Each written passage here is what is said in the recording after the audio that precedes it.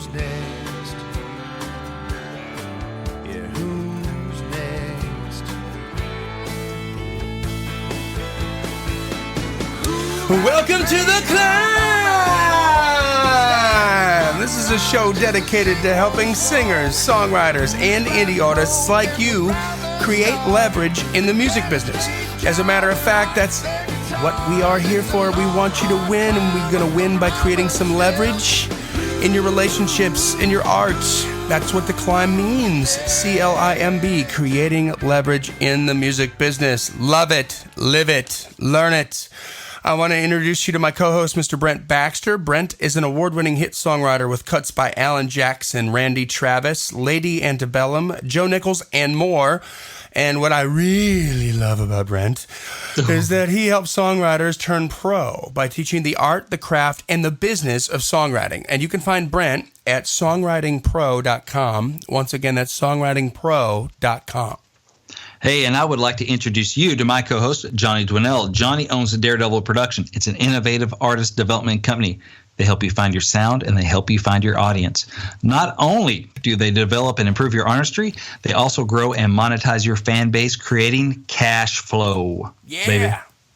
Daredevil has worked with multi-platinum artists like Colin Ray, Tracy Lawrence, Ty Herndon, and Andy Griggs, just to name a few. You can find Johnny at daredevilproduction.com. That's production, singular, no S, and you know why, because there is only one Johnny Dwinell. Yay! How you doing, brother? Any better, I'd be illegal. Any better, you'd be the father of four. Oh, exactly. Oh, wait. Oh, look at that. Look what happened there. We're recording these in the future. I tell you, if something goes squirrely, then we're just going to have to can all these. Who knows what'll happen? If you're hearing this, that means it went well. If you're not hearing this, well, you know. No, we're completely embarrassed. Exactly. So, hey, we are at the feet of the master today. We did one of these episodes before, and I loved it. And we're going to keep bringing it back time and time again because it's current and it's relevant. So this is cut study too, right? We're going to songwriting cut study. So, the chart study. Yeah, songwriting chart study. The last episode I think we did this was episode 33. It was back in September. Yeah, and it is now a little bit later. Yeah. So it's we're going to do another one here, and basically there are a couple songs on the charts right now. I just wanted to take and break down and pull out some songwriting lessons from learn from success. These things are on the radio. They're climbing the charts. Yep. What can we learn from them, right? So, if you're ready to dive in, we'll go ahead and dive on into our first song. Buckle up, kids. Take notes. There will be a quiz the very next time you write a song. All right. First we're going to get to is, how do you get a rough around the edges rock and roll country rebel to sing about love and truth and not be cheesy? You know how you do that? How do you do that? You write it like Eric Church's Kill a Word. Ooh. So that's going to be the first one we're talking about, Kill a Word, which is just a killer song, pun intended. Yep. But yeah, what I want to do is, on this episode, take a look at some of the songwriting lessons that make Kill a Word and some of these other songs a more cuttable song. So able to be cut is what cuttable means. I don't know if it's a real word, but I use it. So we're going to see what makes this song cuttable. And I know you might be thinking, well, didn't Eric Church write that song himself? Well, yeah, he did. He wrote the song with Jeff Hyde and Luke Dick. But that doesn't change the fact that it still made the record and it still made the radio. All right, so I'm sure Eric doesn't cut everything he writes, right? I'm sure his last record had, like 12 or 13 songs. Those probably aren't the only ones he wrote since the last record, right? I mean, he wrote a bunch of songs. So Kill a Word still had to compete, even if it was just against other Eric Church songs. Yeah. Right? It had to compete. It won. All right? And I'm sure he was looking outside too. So there's valuable songwriting lessons to be learned here. Okay, so let's take a look at a few. All right, first lesson I want to talk about is, so what I'm aiming at with this is I want to write songs that are cuttable. I want to learn how to write a song for an artist, how to think about commercial songwriting. All right, so this isn't just how to write a good song. This is like how to write a good song that is cuttable, right? And one thing you want to think about is writing songs in an artist neighborhood. And that's basically every artist, and we've talked about this before, they have a lane, they have a brand, they have a persona. And I like to call it their neighborhood. these type of people live in this neighborhood. This type of artist lives in this neighborhood, and they talk to the people that live in this neighborhood, these type of people. So for Eric's neighborhood, this song fits here because Eric Church is not a hippie. Okay, he's shown no sign of being the sit in a circle and sing Kumbaya type of artist. He isn't a sissy, and his ideal fan is not a sissy either. Okay, so how does he build a song that is pro like love and truth in a way that fits him and also fits his fans? So it's going to be a Kumbaya song, but in a manner that Eric Church makes it cool. Like, how does he make it cool? How does it make it fit him and his version of what cool is? His I like this already. Brand is cool. How do you do it? If you're, hey man, I got an idea for a song. Hey, what's it? It's like, I want to talk about, like, I want there to be more love and truth in the world and less bad stuff. Have you heard my other records? And so they built this song. Their solution to this Kumbaya song not being Kumbaya was to sing about love in the most violent terms you'll hear on country radio this year. Love it. Yeah. Like love and truth. Okay, let's get really, really violent with this song and twist it. If you haven't heard the song yet, after this episode, go listen to it, then listen to the episode again. All right. So I'll put a link in the show notes, by the way. There we go. Awesome. So Eric is not a dreamy-eyed pansy handing out daisies, all right? In this song, he's seen the ugly in this world, and he's had enough. He's mad as hell, and he's not going to take it anymore, all right? He wants to take all the bad, drag it out back, and put a bullet in it. And that fits his artistic brand. Yeah. So he is going to kill the bad stuff in the world. That's how we promote love and peace. Kill the rest. Right. So it's dark and it's twisted, but it fits him, right? So not every artist could or would cut this song, and that's all right. Different artists have different styles. They have different brands. They live in different neighborhoods. But this angle and execution, and I use the word execution with pun, fully intended. The angle and execution wouldn't work for everyone, but it sure works for Eric Church. All right. So that's the one thing to think about. If you want your songs to be cuttable, you got to build it in some artist neighborhood that fits their brand, fits what they want to say and how they want to say it to the people they want to say it to. You got to be mindful of that. Another lesson in the song is this song fills one of his gaps. And gaps is something I use in my teaching and in my cuttable teaching. GAPS is an acronym because we are a fan of acronyms here at the C.L.I.M.B. That's right. Here at the C.L.I.M.B. All right. The C.L.I.M.B. I like that. Yeah. All right. So it stands GAPS. It stands for G for growth, A for achievement, P for preaching or positioning, and S for songwriting. GAPS, GAPS, growth, achievement, preaching or positioning, and songwriting. Those are the areas of opportunity within what an artist has done, like their catalog. There are gaps in their catalog in those areas. You have opportunity when you identify one of those gaps and you fill it with one of your songs. Or in this case, Eric filled it with one of his own. Mm-hmm. All right. So there are slots the artist hasn't filled yet with a song. And Kill a Word fills gaps by being not about love, not about music, and not about being a rebel or an outsider. When you talk about his preaching and positioning, as an artist, like it fits several ways. But Eric has a lot of love songs. He's got like Wrecking Ball and several other love songs. He's got songs about being the rebel or an outsider. He's got the song Outsiders. Mm-hmm. Just a lot of his persona is about being a rebel.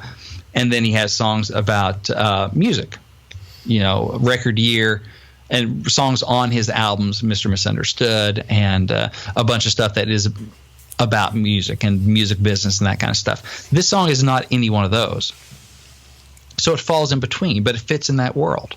Mm-hmm. So it found a gap, a space that fits within his brand, but that seat wasn't already taken by another song. It's not right on top of something he's already done. It allows him to grow. There's a gap on the edge of what he's done, the G for growth. It allows him to grow as an artist because it's taken a deeper place. It's going to a deeper level, talking about, it's kind of the Kumbaya stuff he hasn't done before. Mm-hmm. That I can think of at least offhand, or not enough that he's worn it out. So it finds a little spot that still fits in his world because of the way they serve it up, but it allows him to kind of grow as an artist and talk about kind of some deeper stuff. Yeah. anti-hate and fear and hostile and all this stuff, right? And so it also fits in the gap with the kind of preaching. It fits in his brand with the positioning because it's tough. It's a tough song. There's a lot of violent imagery in there. And so it's not a pansy. It's a tough guy statement on it. So it fits there.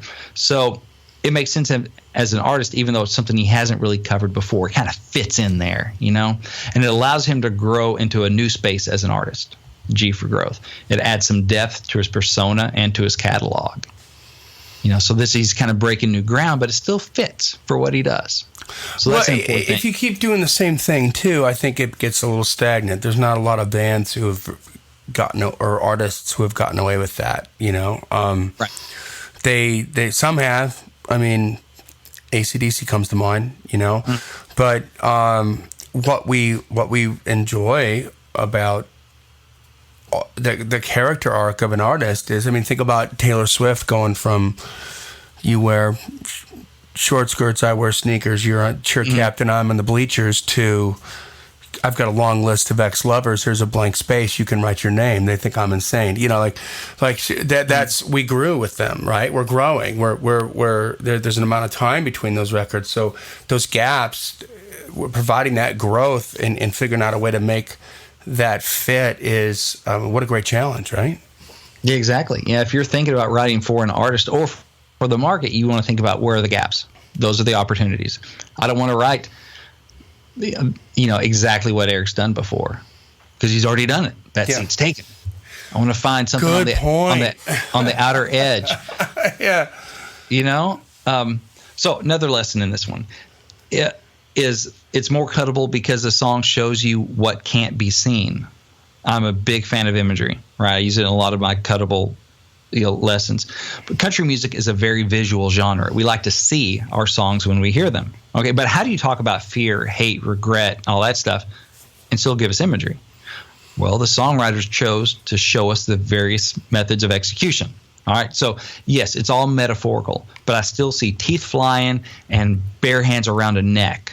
All right, they show us a lot of stuff. These are dark images for sure, but they're very engaging and very memorable. They found a way to show us things that we can't see directly, lies, hate, fear, hostile, all this stuff you can't see. How do you make it visible? Well, this is how we're going to kill them. We're going to pound them into sand. I'm going to hang it up high and flip at the bird. I'm going to do all this stuff. Sever evil, watch it bleed. All the stuff that really sticks out like a sore thumb, right, on country radio in a good way. It's really memorable. And so you can see all this stuff. And so there's so much stuff in this song that makes it cuttable, makes it able to be cut, that made sense for him to cut this. It's easy to say, well, because it's great. That's great. I mean, it is. But let's dive deeply into this and go, here's some nuts and bolts. Why is it great? Yeah. Why is it great? Here's some reasons, like when they're going through and they're weeding out songs, they're looking for a reason not to cut a song. Here's some of the reasons they cut this song. What made it cuttable, in my opinion. If you have other opinions on what makes it cuttable, leave them in the Facebook group. I'd love to hear your comments. Next song, you ready for the next song? Yeah. We're going to get about 2 songs done tonight. Okay. That's all right. We're done. That was a killer too. Just to get a clear picture of that too, just read the lyrics for Drink in My Hand, which is one of my favorite Eric Church songs, and then read To Kill a Word. Look at the difference. Yeah. Both cool, both awesome, both a moment in time in that artist's career, but see how much it grew. You can see being the same guy. Yeah. Just works. in a, more, I've had a few drinks and I'm watching the news and I've had enough. Yeah. Same kind of guy. You just see in the deeper side of him you don't normally see at the bar. Yeah. Love that. He's still the rough around the edges guy. He's still the same guy in the same neighborhood. All right. So next song. So how do you write a song with a negative sounding title and make it a positive, sexy love song? You write it like Dierks Bentley wrote Black, which is his current single, at least as we're recording this. So let's look at some of the songwriting lessons that make Black a cuttable song. Okay, same thing with Kill the Word. I know what you're thinking. Did Dierks write that song himself? Yeah, he wrote this one himself too. So he wrote the song with Ross Copperman and Ashley Gorley. Those guys are getting a couple of hits these days. But again, it doesn't change the fact that it still made the record, it made the radio, and it had to compete against all these other songs that Dierks wrote himself, and other songs that guys like Ashley Gorley and other people are pitching him, it still had to compete, and it won. Let's take a look at some reasons why it won. All right, first lesson is the song puts a positive spin on a negative phrase. So if a co-writer brought in the phrase, make the world go black, where would your mind immediately go? Johnny? Like death. Yeah, make the world go black. Death. It has a negative connotation, slipping into oblivion, passing out, even dying, right? Mm. So a potential angle on that, so I'm putting on my songwriter hat. I like to do this every once in a while and look at a song, kind of the title phrase, and go, what else could you do with that? Right? Keeps my brain limber. Well, one potential angle would be something like, I want to stop thinking about her blue eyes, that red dress, the blonde hair. I'm going to sit here and drink till the world goes black.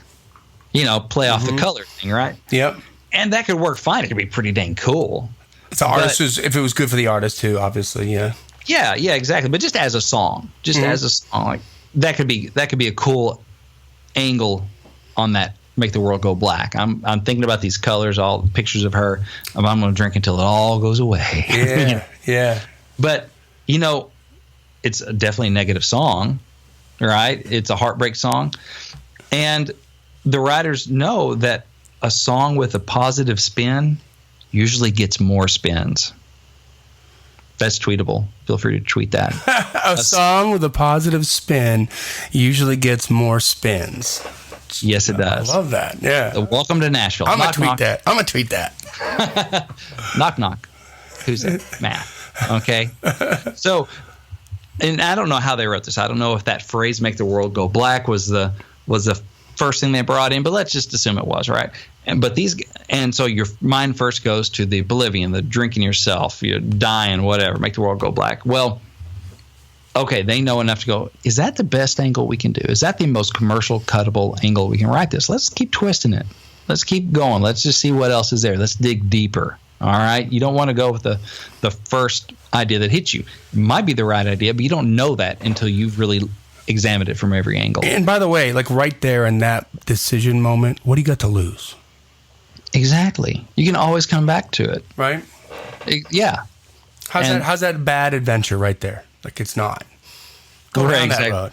if nothing else, consider it your warm up for the day. There you go. All right. There you go. Yeah. So they know that, they went to the next level. They did the extra work, and they took the song to a positive, sexy place, and that's just much, much more commercial in today's market.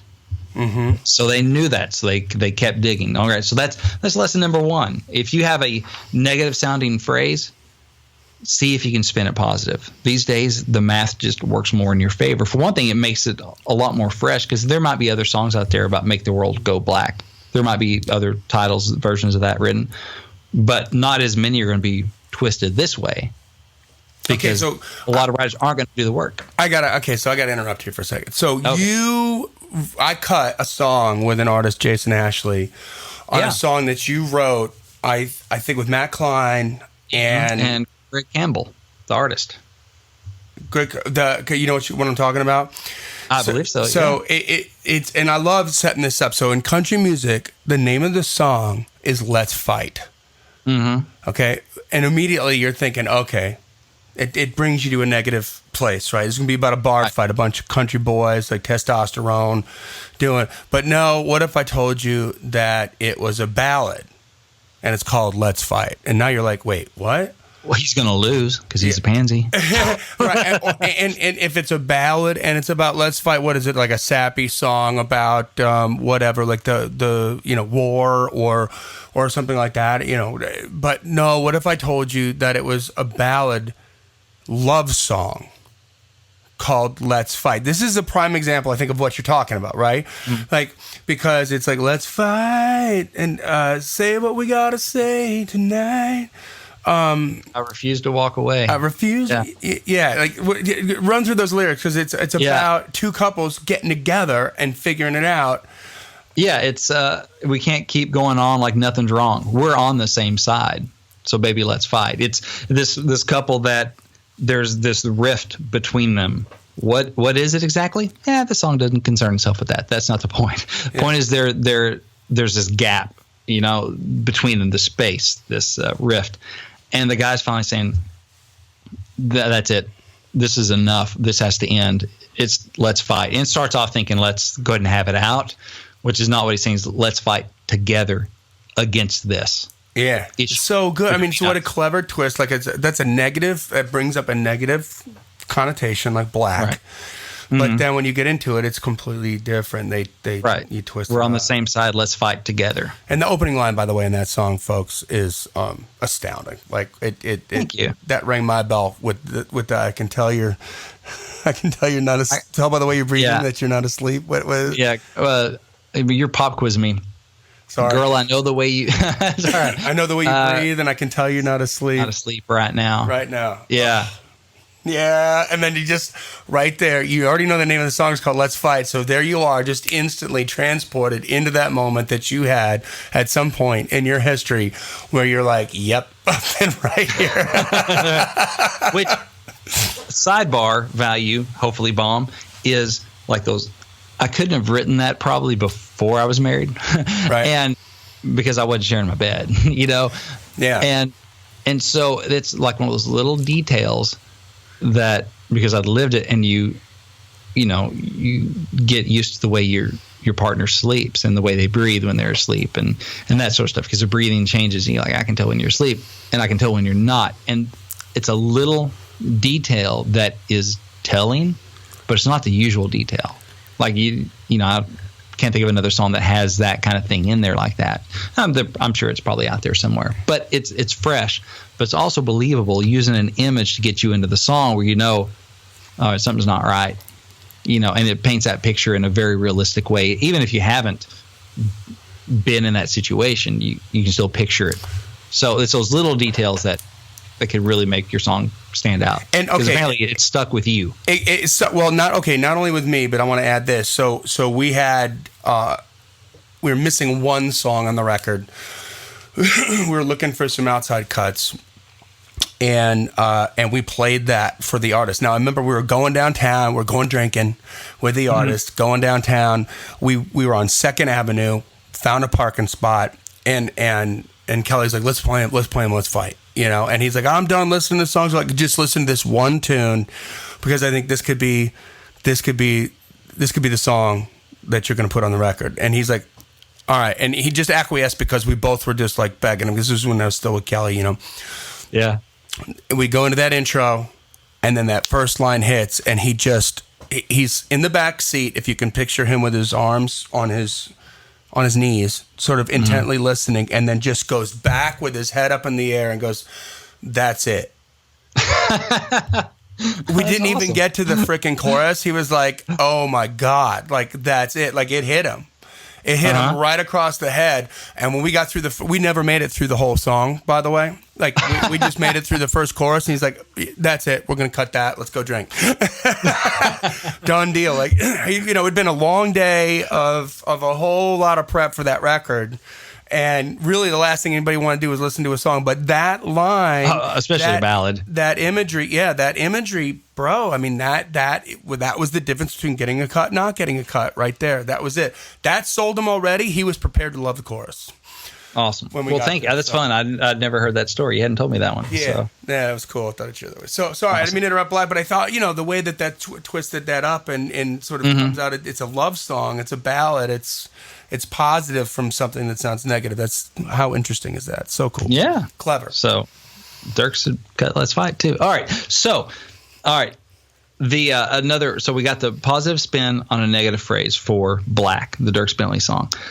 Another lesson is the song bridges the confusion gap. All right, so Black has a twisty idea. The world going black being a good thing instead of a bad thing. All right, so this means the listener might get lost. There's an opportunity to lose a listener. You're like, we got to bring them along here, because we're already not taking them where their mind wants to go. We got to make sure we shepherd them along to where we want them to land, right? We can't confuse them here. We don't want to lose them. So Bentley and crew just came right out and said what they mean in the bridge. It says, I don't want to see a thing. I just want to feel your touch. And so they even said it twice to make sure you got it. I don't want to see a thing. I just want to feel your touch. Make the world go black. So it makes it clear that it's really not so much that like Dierks doesn't want to see this girl that he's with, but that he really wants to focus on another one of his senses, the sense of touch. So they idiot-proofed it. We got to come right out and say, because we don't want people thinking, wait, is it because he doesn't want to see her, or what's going on? Is it positive and negative? No.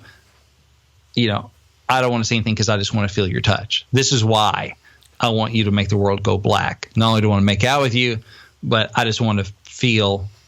I'm not worried about, vision at this point. Mm-hmm. So they know if you confuse, you lose. You heard that before, haven't you? Yeah. Right. On another podcast we listened to about marketing. Yeah. If you confuse, you lose, and that's the same thing, especially in country songwriting. And so they made sure that they didn't confuse a listener on it. You can, even though it's taking you to a place that you wouldn't think it would go at first, they still shepherd you and bring you with them, so that you're like, okay, I get it. I'm along for the ride. I'm not lost. I'm there with you. So, it bridges that gap, so the listener is less likely to be confused. And I know we're winding down here, so I've got one other point on this one. And the song's images are right on point. All right. So the imagery in the song points to either black or the sense of touch. So like for black, it talks about, black, like your dress on the floor, the one you don't need anymore, or the sense of touch. It talks about brush me with your hair, find your fingertips, tracing them back to your lips. And also, I wonder if the, brush me with your hair, I wonder if the brush is kind of like a paintbrush with black paint reference. I don't know if that's what they meant there, but maybe brush me with your hair, make the world go black, Yeah. Like, let's go be I don't know. I like to think that's what it means. And some of the images pull kind of double duty, like double spins, because like make the world go black, hit me like a heart attack, put me flat on my back. Usually, if you just pull that out, you would think that's not good, right? Heart attack, make the world go black because you're about to pass out or die. Put me flat on my back, you think because you got knocked there. In a bad thing, he just got cold cocked. He got knocked out, made the world go black, knocked me flat on my back. No, usually those mean bad things. Here, they mean very, very, very good things. That's right. So, like a heart attack, that's another common way of, saying, girl, you're just killing me. Whatever, man, heart attack. Your heart, your emotions. So it puts that spin on it. Hit me like a heart attack.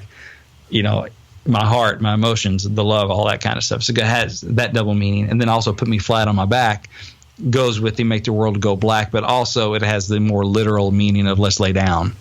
So it pulls some really nice double duty on those things and some double entrees. Very clever. Very clever. I know. They should think about doing this. Y'all keep writing songs. I like them. Yeah.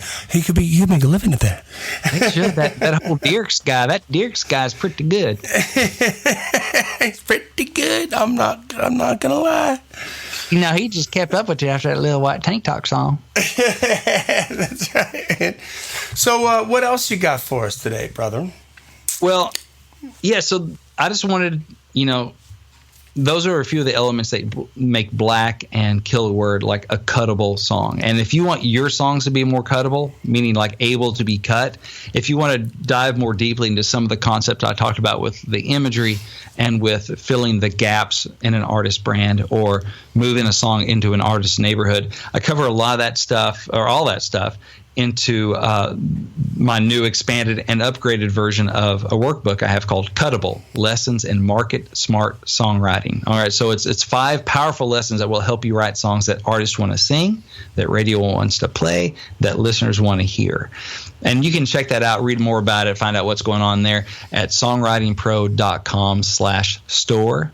And you scroll down, look for Cuttable, and click on it. It'll tell you all about it. You can check it out, see if it's something you're interested in. Read some testimonials, people that have worked through the workbook and found value in it. But songwritingpro.com/store, and look for Cuttable. And it's a way of writing your song in a way that an artist is more likely to want to sing it, radio is more likely to spin it, and fans are going to hear it. Awesome. So that's what we got. Well, that's some good stuff there. I mean, I especially love the, do your homework on the artist and the stuff they've already written, and then figure out how to expand and go deeper using, that artist's tone in the language is that's so good. Gaps, like that's awesome. Thank you. So, all right, guys. Well, that brings us to the end of another killer episode of The Climb. We're here. We want you to win. This podcast exists because we want you to create leverage, get some education, get some inspiration, and be better. And with that, we'll tell you to keep on climbing. And we'll see you at the top.